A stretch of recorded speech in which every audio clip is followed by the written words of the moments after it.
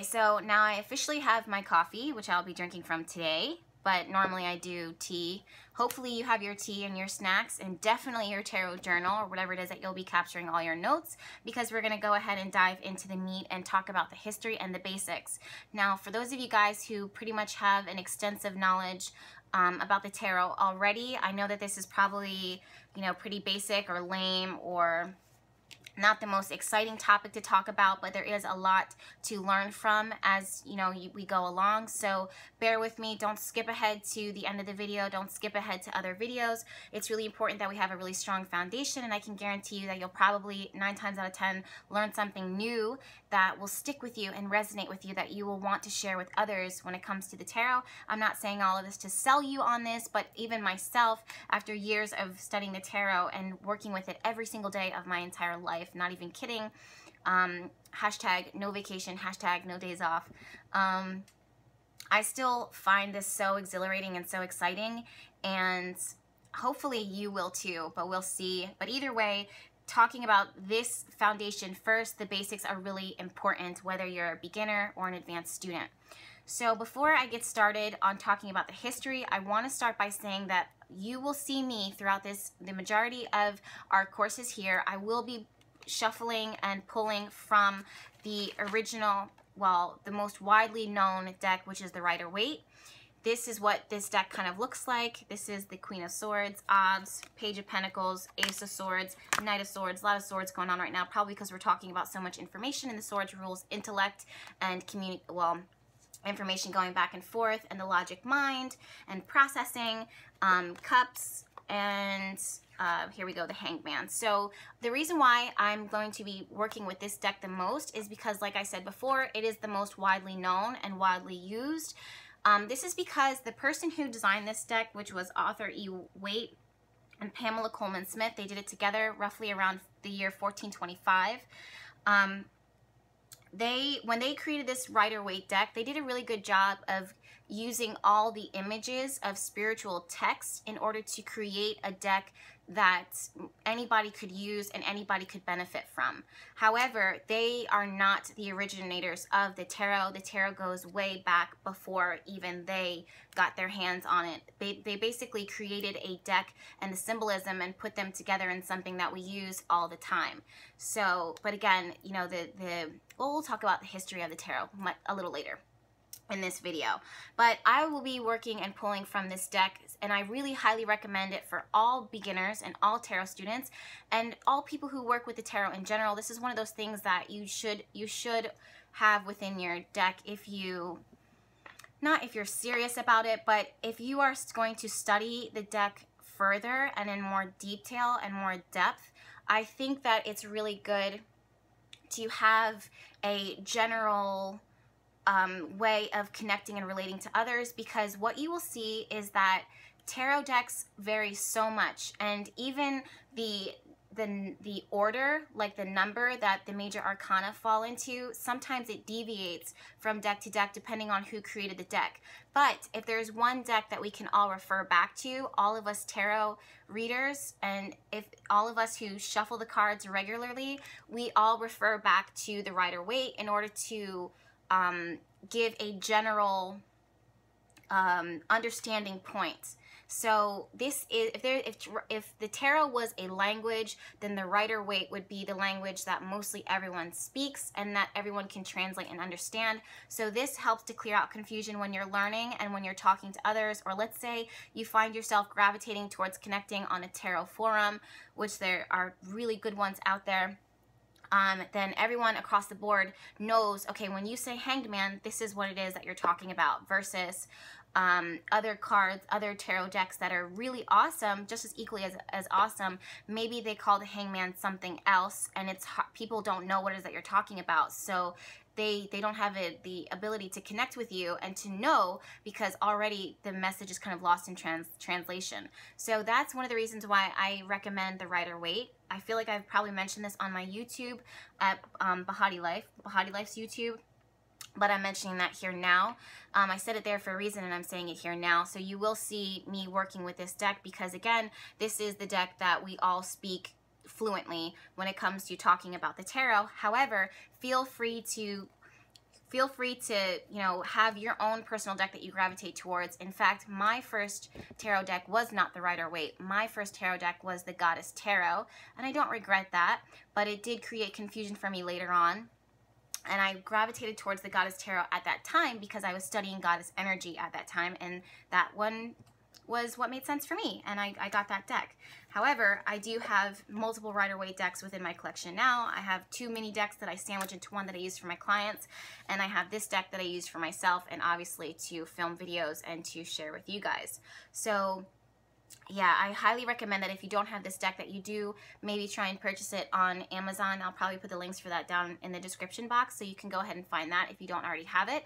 However, you do not need to have a tarot deck in order to learn the tarot throughout this session, throughout this course, because I will be showing you the cards and the images themselves while we're learning. So that being said, let's go ahead and dive into the history of the tarot. So like I said before, the deck was created by Arthur E. Waite and Pamela Coleman Smith. Not the original tarot deck, but the Rider-Waite. The reason why that is important for me to say that is because, again, it was, like I said before, it is the most commonly known and most commonly used when they're talking about the Rider-Waite. This is the one that we're referring to. I'm writing the names down because I suck at remembering names across the board. Even if you're someone that I've seen multiple times, I'm not going to remember your name. I remember energy.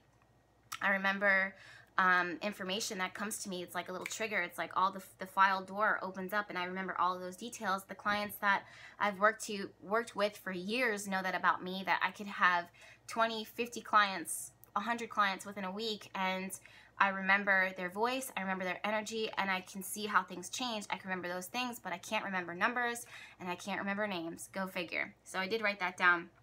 But the tarot itself, the history of it really varies, and it's kind of cloudy.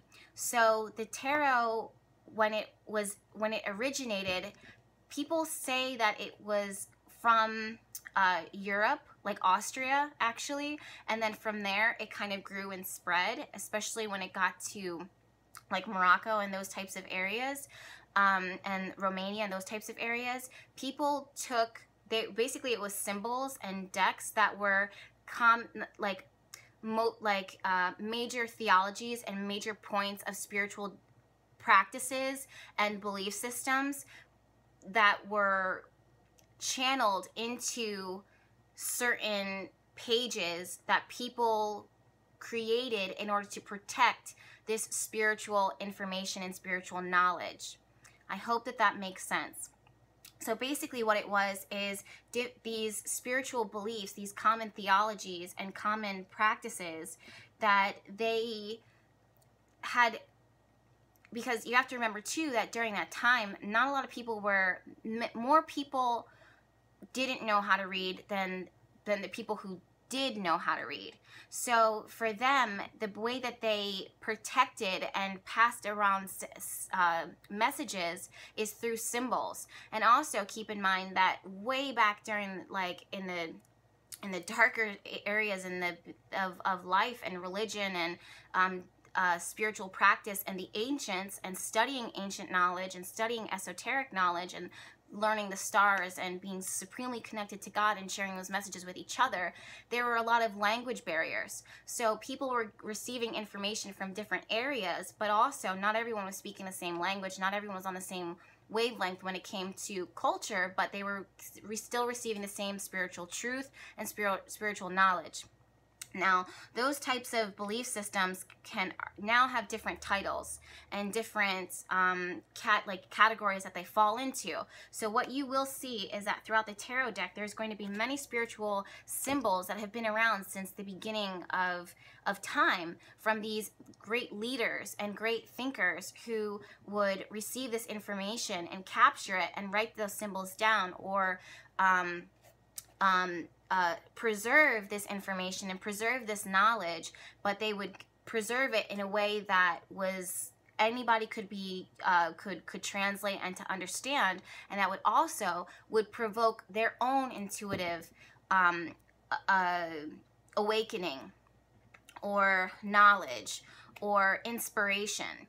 So that was the magic of the tarot at that time, and it wasn't until much later, much later, that the tarot itself was printed around the time of the printing press, when those meanings would be written down and then printed out in larger amounts, that information was then more accessible to others. But for a very long period of time, the magic and the symbols of the tarot were something that were kept sacred, secret, and removed from a lot of the populations, and were used by the ancients in order to trigger their own intuition, to trigger their own messages, and also to preserve the information that they had already gained up until that point. The other thing that's important to point out is the fact that, again, during that time, way before we have the freedom to kind of work with the cards now, that the church and Christianity, even though Christian principles are and Christian symbols are found within the tarot, it was a threat to the church in a lot of ways, and establishment in a lot of ways, because it was deemed evil or deemed, you know, the devil's Bible or whatever the case may be. But again, like, I feel like, in my own personal belief, that the tarot was banned because it was a threat to people thinking and exploring outside of what in that moment was given to them, and what the church or the government or the world that they were living in wanted them to box themselves into and to believe, for whatever the case may be. That's a topic for another discussion. Feel free to talk about that on our Facebook group. Feel free to do a little bit more research on that.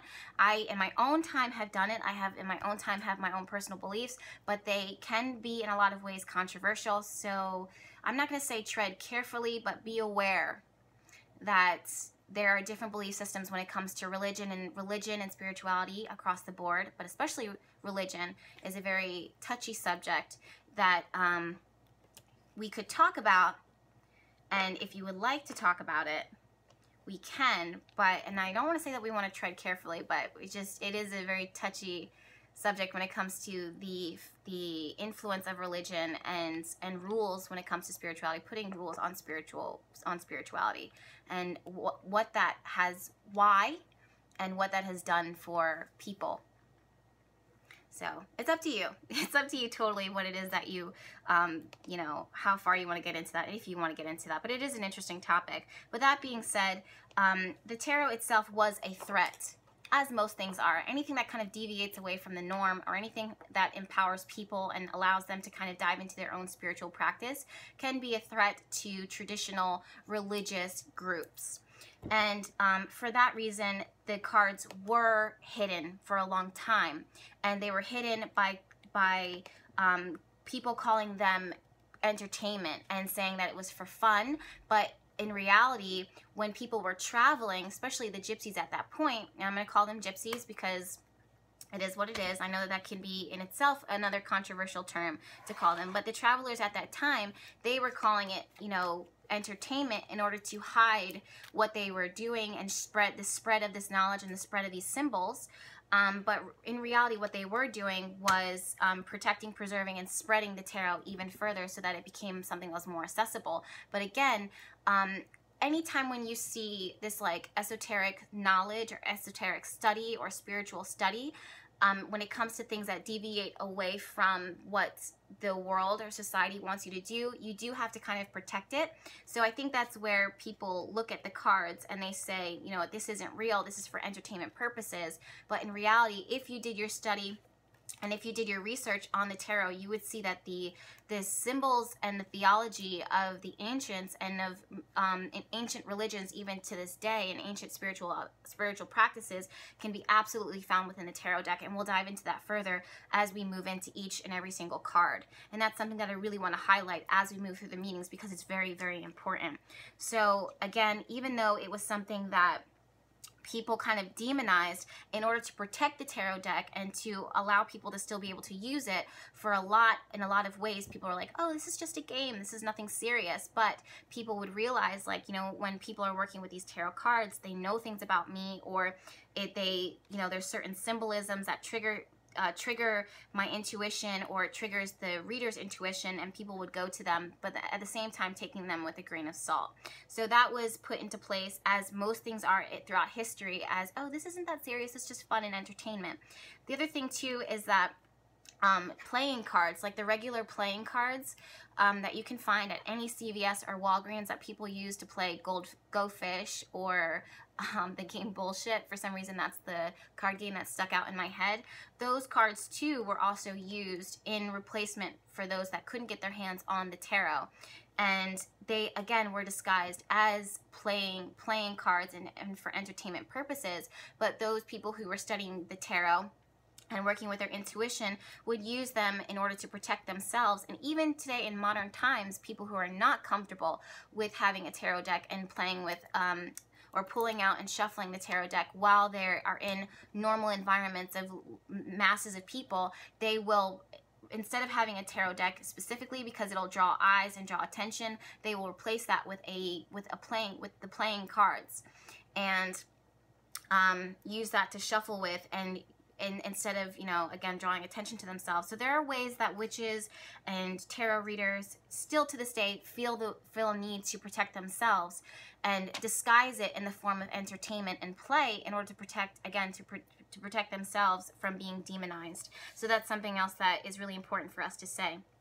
Now, that being said, that's a little bit of the history of the tarot deck. Of course, now you can find the deck in any bookstore or on Amazon or New Age shops, which is something that was not even allowed or not really supported for a good amount of time, and now finally they're here, and more people are realizing, you know what, there is some significance to the tarot deck, and let's go ahead and learn this further. And that's when I came in about sharing, even though when I was talking about the tarot, it was still something that a lot of people were not wanting to talk about publicly, but I did it anyways, because that's what I do.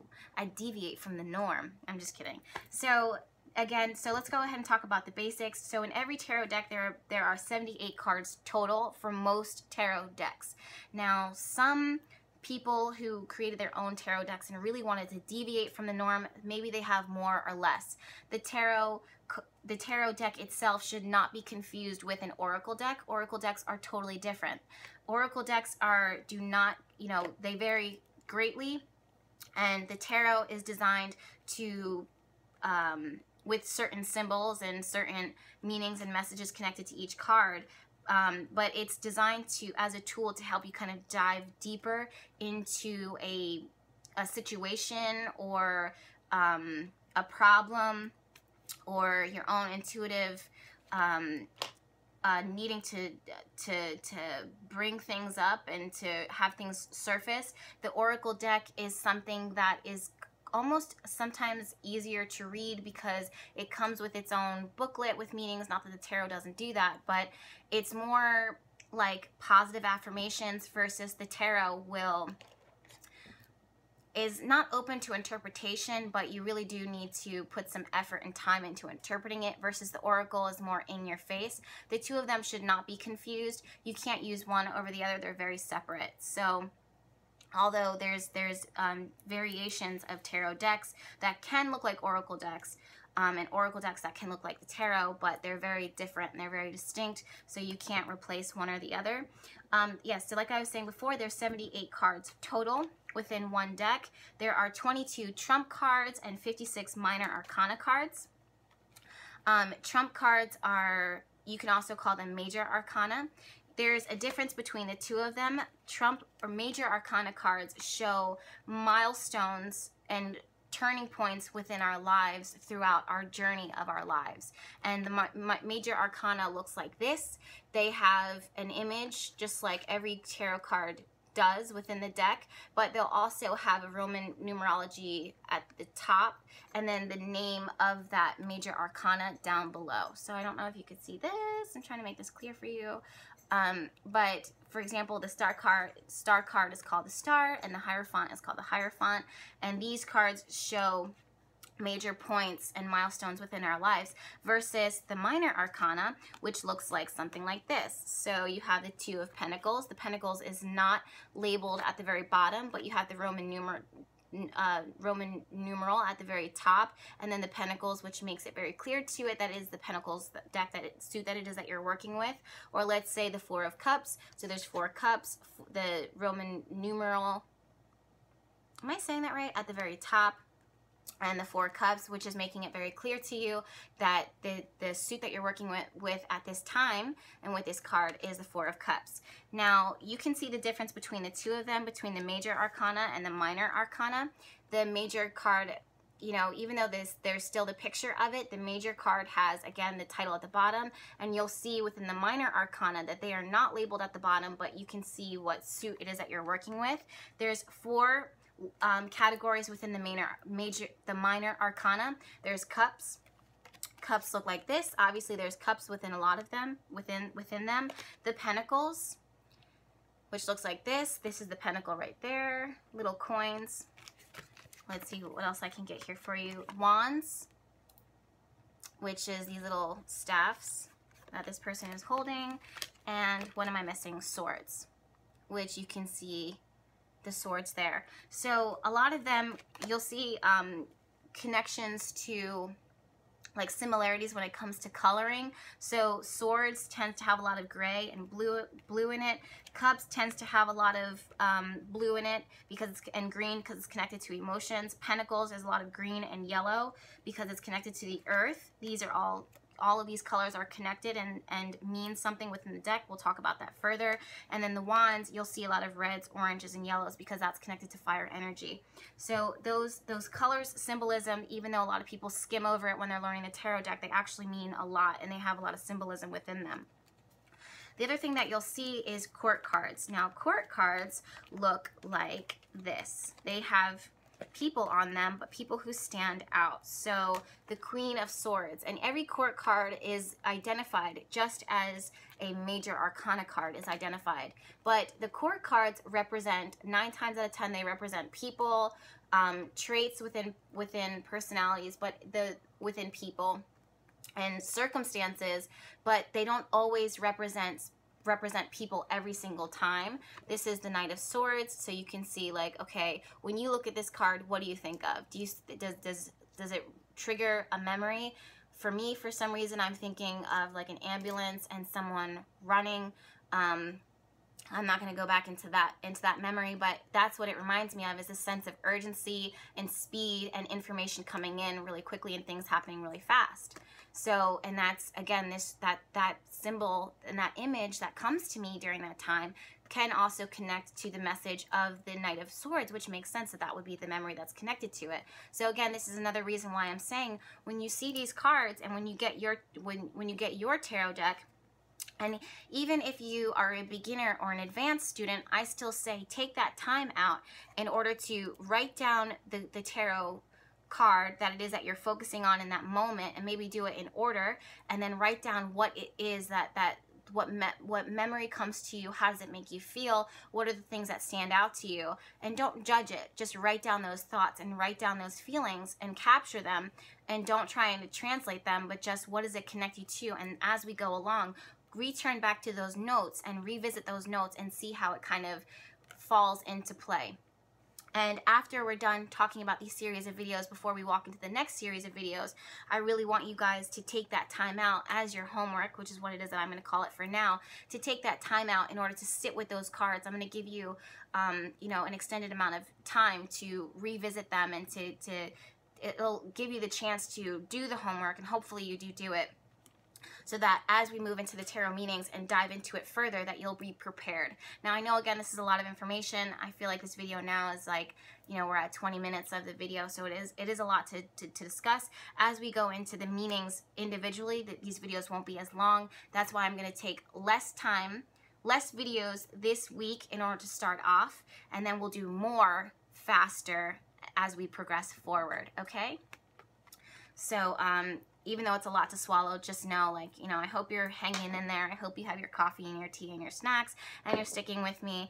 Thumbs up if you're hanging in there. Thumbs down. No, don't give me a thumbs down. Just, you know, hang in there with me. Okay, so, yeah, there's, you know, you have your court cards, you have your minor arcana, and you have your major arcana. So, yeah, the court cards show, again, people, traits, and aspects of ourselves. The major arcana is what we will be starting talking about first and foremost. If you see me looking down, it's because I'm playing with the cards and getting them all separated and situated. And the minor arcana shows these like everyday moments within our lives. The minor arcana shows these major moments within our life, daily life lessons, daily things. Okay, sorry. Daily life, emotions, everyday struggles, and those types of things. They represent, even though the minor arcana can be emotional and emotionally triggering and still provide a heavy message for us to learn, the major arcana shows these kind of milestones within our lives that's like turning points. So let me take a step back. So if you looked at a map of, let's say if the tarot was a map, the major arcana would be these major cities, and the minor arcana would be these points up until that point to help you to make the bigger picture. Let's say the tarot was a timeline of our lives. Then the major arcana, these cards, the Hierophant, the Star, the Hangman, these points would show, okay, this is the bigger picture of what's going on at this point within your life. And the minor arcana would be the little cliff notes. The minor arcana would kind of fill in the blanks and provide additional detail, but the major arcana shows the overarching trend, the overarching energy of what it is that you're going through and what is the major lesson and the major energy of what's going on. The minor arcana breaks that down further. Let's say your life was a book. The major arcana would be the chapter title, and the minor arcana would be the content within, going into a little further. So if you are moving through a tarot spread or a tarot reading and you see a lot of major cards that are trumping and showing themselves, then you can see that this person is in a huge moment within their lives of awareness, awakening, change, transition, and growth and learning. If you see a lot of minor cards, it's not to say that they're not going through these major points within their lives, but it's showing a more day-to-day struggle and not these huge turning points that are like over-trumping all. Most times when you're doing a reading, you'll see a balance of the two. Pay attention to the major cards, because the major arcana cards, because they show within that deck the important pieces that you want to pay attention to the most, and that will give clues and hints as far as where someone is within their life, where someone else is within their life, what is a major point of focus. Okay, so I hope that makes sense. The thing that I do want to say about the tarot before I pretty much close this video off, because I'm looking down at my notes, right now, is that the tarot is more than just messages and symbols that, you know, you can read and learn and remember and reiterate. So what I want all of my students to get from this and to gain from this and to learn is that when you're reading the tarot, a beginner to an intermediate level of practice of study and a practitioner and a tarot reader can look at the card and spit out verbatim what this card means. But an advanced reader, and what I want, the goal that I personally feel like should be with the tarot when it comes to learning it really deeply and getting a deeper understanding, is not to only, you know, spit out, you know, okay, the Four of Swords represents rest and chill time and vacation and quiet, these quiet phases, and or the Five of Cups represents disappointment, or the Six of Cups represents memory, or the Ace of Swords represents communication and initiating and moving through adversity, and the King of Pentacles represents a person who is about finances and spending and commitments and is a loyal, realistic and practical person. So I don't want you to spit out, anybody can do that.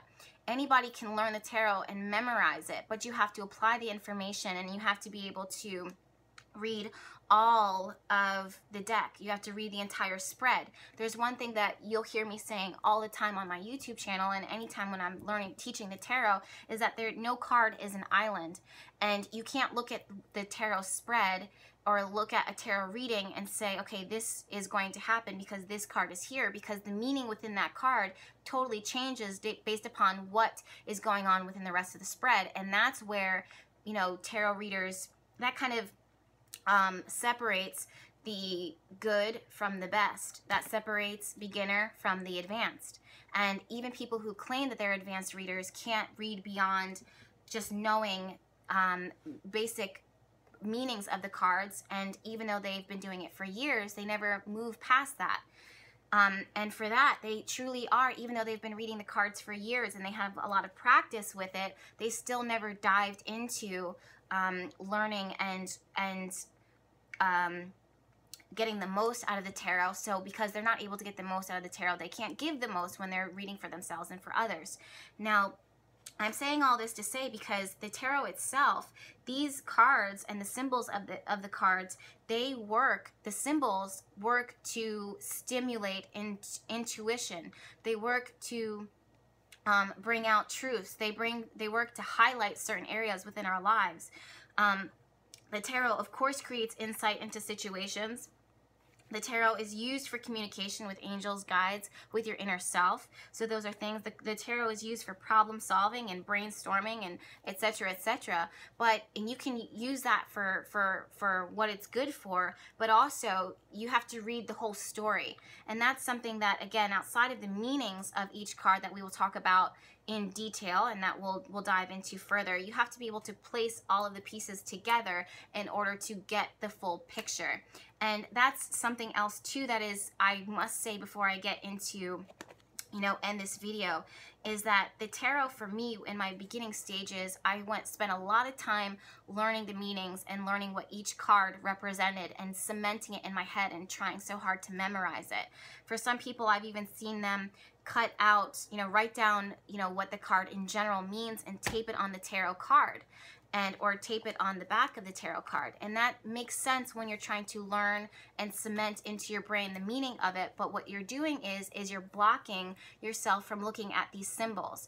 Now, as a clairvoyant and as someone who is all of the clairs actually, and I look at, when I'm doing a reading for a client or, you know, whoever, I ask them for a photo and I ask for, you know, ask your question.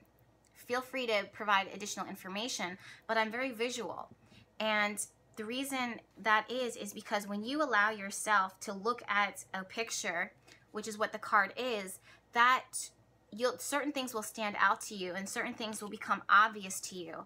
And by allowing yourself to kind of freely flow with what intuitively stands out, you allow yourself to open up to intuitive messages that people do not have access to because they're so locked into remembering the meaning.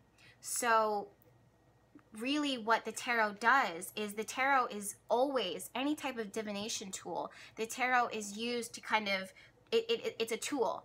It's used to help you to strengthen and to share your personal gifts, whatever your personal gift is. So use it as such, use it as a tool. It's not going to, it'll show you, you know, what's going on as far as symbols, but it's up to you to allow yourself to be open to the message and to interpret the message and to stay flexible in order to gain the most and to give the most, if that makes any sense. So when you put down the tarot cards, yes, you have the symbols, and yes, you know, you can see that with the 7 of Swords or 9 of Swords that there may be anxiety or cheating or someone stealing from something, but certain pictures and certain symbols will work. The tarot will trigger that that intuition, will trigger those thoughts to come in, or that third eye to be awakened, so that you can then see an image, hear a word, hear a message, and relay that to your client, relay it to yourself.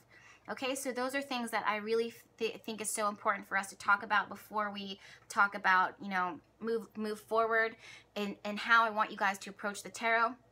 Not about remembering, you know, and drilling into your head that you know, the meaning of each card, but also allowing yourself to stay open to what that card brings out intuitively for you, emotionally for you, spiritually for you, capturing those moments, writing them down, and working with that more than trying to force feed into your brain what each card means to a science.